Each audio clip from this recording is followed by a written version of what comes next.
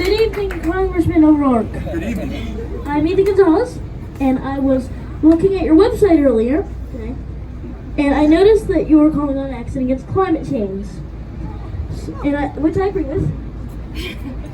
However, I had a few questions. Okay. First off, how will it be paid for? Secondly, how much will it add to taxes? And third, what will all that entail? Great question.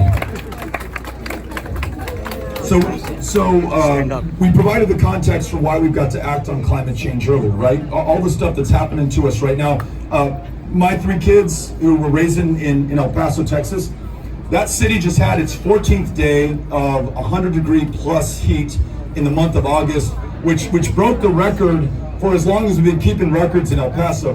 Houston, Texas, 58 inches of rain in one storm in 2017, the landfall record for North America. In Iowa, both the Mississippi and the Missouri River have flooded to record levels. California, record drought followed by record fires, etc., etc. It's just going to get worse. And some of these communities in the not too distant future will not support human life unless we get it right. So when you ask, how are we going to pay for it?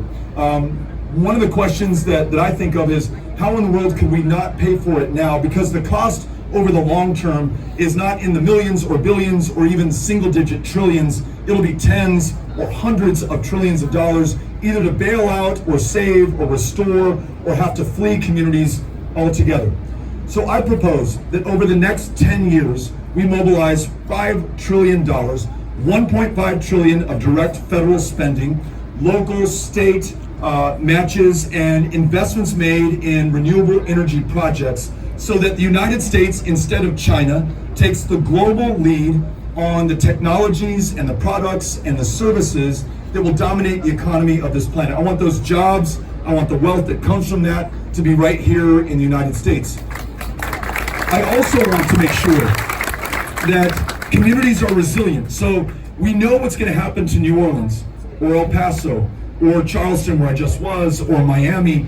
Investing in the long-term resiliency of those communities, the infrastructure they need to survive, we've got to make that investment now, or it'll be doubly or triply expensive down the road. And so part of our spending is focused on making sure that people are okay, and then also acknowledging the racial dynamic of climate change. The best predictor of your proximity to a polluter right now is your race and your income level in America. Some neighborhoods are closer to some polluters than others, and there's a connection to all of that. And so let's make sure that those communities who've been last in our environmental policy are first when it comes to spending to make sure that they are okay.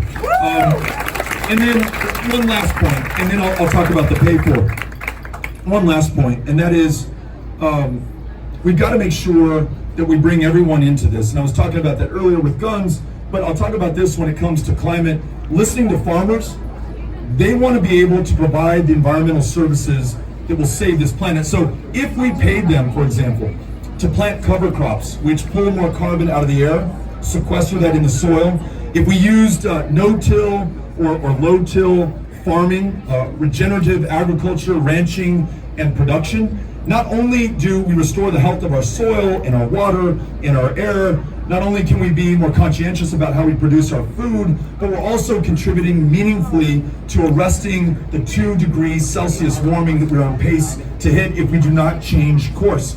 And then if we take global leadership, re-sign the Paris climate agreements, that's a great first step, but we have to go much further than that. And really the United States can only do that if we lead by example. The pay for us, we just took the corporate tax rate, or Donald Trump did, and those who voted for it, from 35% to 21%. If we just took it up to 28%, not all the way back to where it was, but to 28, we would generate hundreds of billions of dollars over the next 10 years. If we taxed capital gains at the same rate that we tax wage income or ordinary income or salaries for Americans, we would generate hundreds of billions.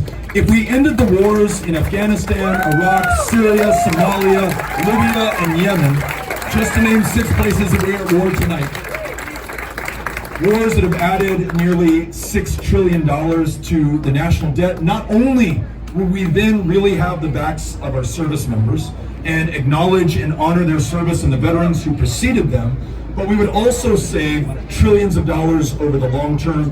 Y por último, if we were to legalize America, those 10 million undocumented, working some of the toughest jobs, making our communities safer by their very presence, we project a $200 billion windfall to the national economy, which more than pays for the plan that we just described. Sorry for the long answer, but it was an important question. Appreciate it. Very impressed. Thank you. Thanks, Beto.